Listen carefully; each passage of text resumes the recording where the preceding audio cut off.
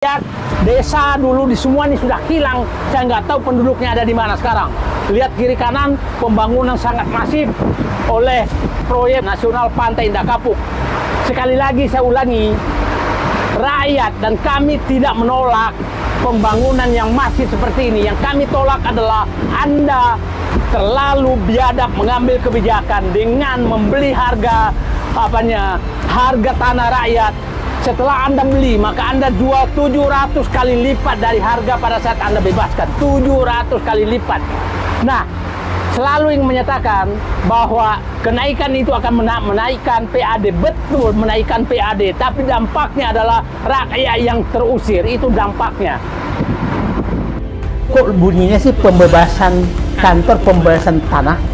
Yang boleh kata pembebasan itu kan adalah untuk negara. Iya kan, Pak? Kalau swasta kan nggak ada namanya pembebasan. Nah, ini kata pembebasan kok dipakai padahal bukan untuk negara. Nah, jadi yang saya tahu ya dulu, yang namanya kalau suatu daerah di kategorikan PSN, proyek strategis nasional, itu pengadaan lahannya oleh negara.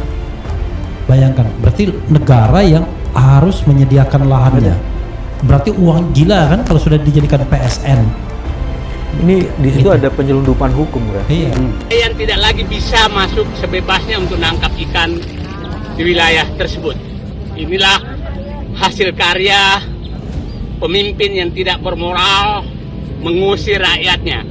Saya berharap Ketapang aquaculture 10-20 tahun akan datang masih tetap ada dan tidak dicamplok oleh Pantai Indah Kapuk. Pantai Indah Kapuk ini juga terancam. Bismillahirrahmanirrahim.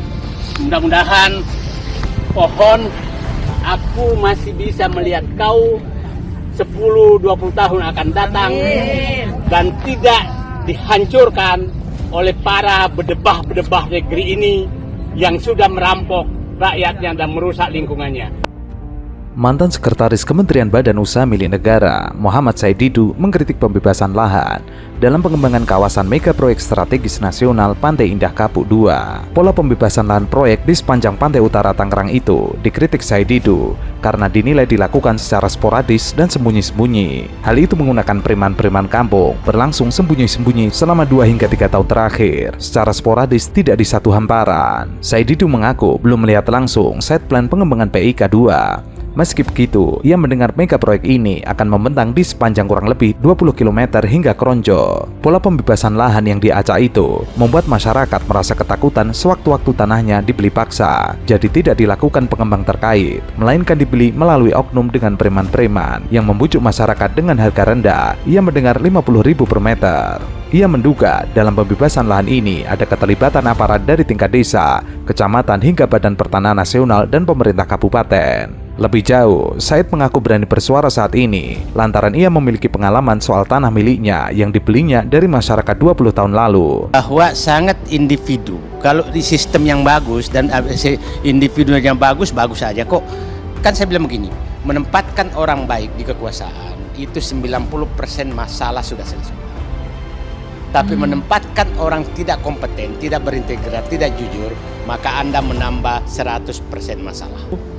Saya setelah saya lepas semua, saya mau menjadi manusia merdeka dan akan turun ke jalan besoknya. Maknanya begini, maknanya mengkritiklah bukan dengan kebencian, tapi dengan data dan alasan solusi.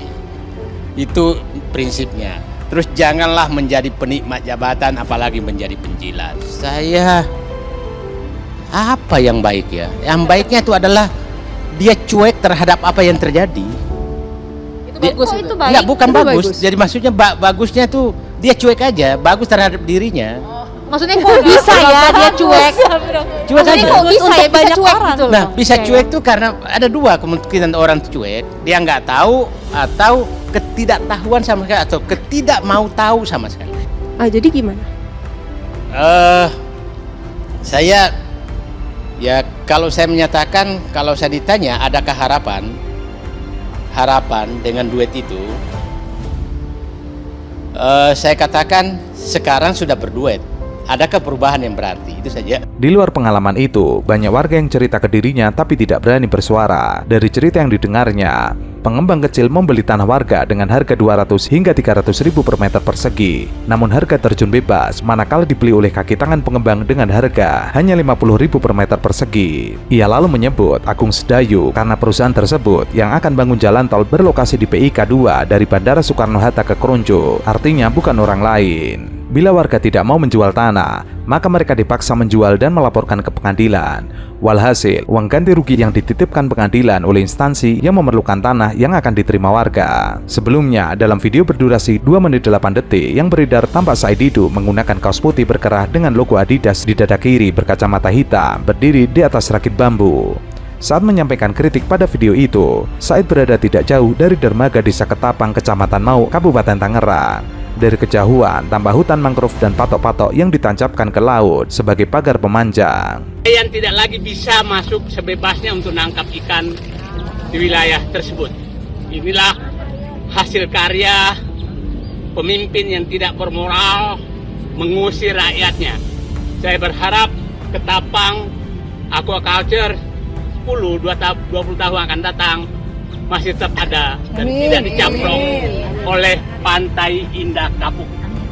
Pantai Indah Kapuk kan ini juga terancam. Bismillahirrahmanirrahim.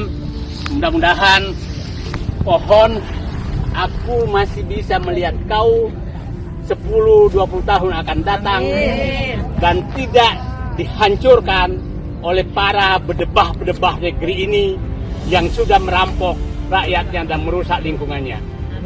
Mari kita berdoa. Ya Allah, ini ciptaanmu, pohon-pohon yang kau ciptakan, insya Allah bertasbih kepadamu untuk menyelamatkan negeri ini. Karena sepertinya doa manusia di Indonesia sudah tidak mempan lagi karena mereka gampang sekali disogok. Doa pohon, doa ikan, doa semua. Saya berharap Allah mendengarkan sehingga terketuk hatinya, hati para pemimpin, agar tidak lagi menjadi budak para konglomerat untuk mengusir rakyatnya dan merusak lingkungannya. Bismillahirrahmanirrahim.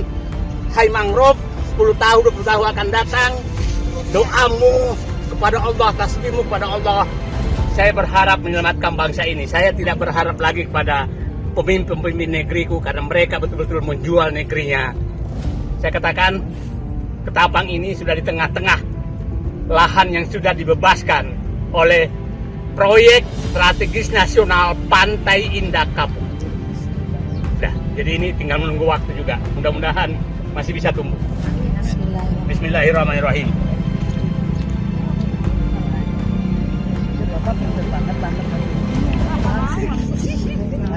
Langsung nancep, langsung nancep.